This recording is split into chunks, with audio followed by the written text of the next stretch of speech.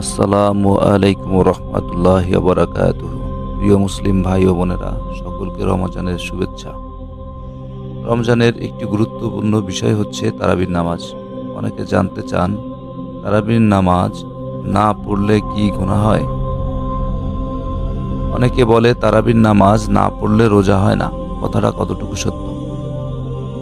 প্রিয় মুসলিম ভাই ও বোনেরা, তারাবির নামাজ গুরুত্বপূর্ণ একটি সুন্নতি আমল।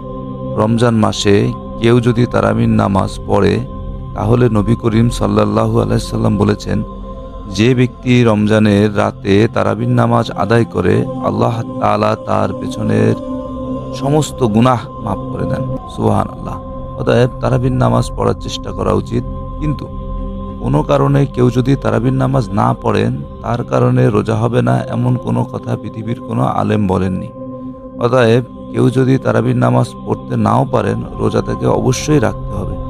তারাবি মিস হলে কবিরা গুনাহ বা বড় গুনাহ হবে না, কিন্তু রোজা না রাখলে কবিরা গুনাহ হবে। অতএব তারাবির নামাজ আমাদের সকলকে আদায় করা উচিত। অসুস্থতা বা বিশেষ কারণে তারাবির নামাজ আদায় করলাম না, সেটা হতে পারে, কিন্তু অলসতা করে তারাবির নামাজ আদায় করলাম না, সেটা নিজের জন্য ক্ষতির কারণ। আল্লাহ তাআলা সকলকে সহি বুঝ বোঝার তৌফিক দান করুন।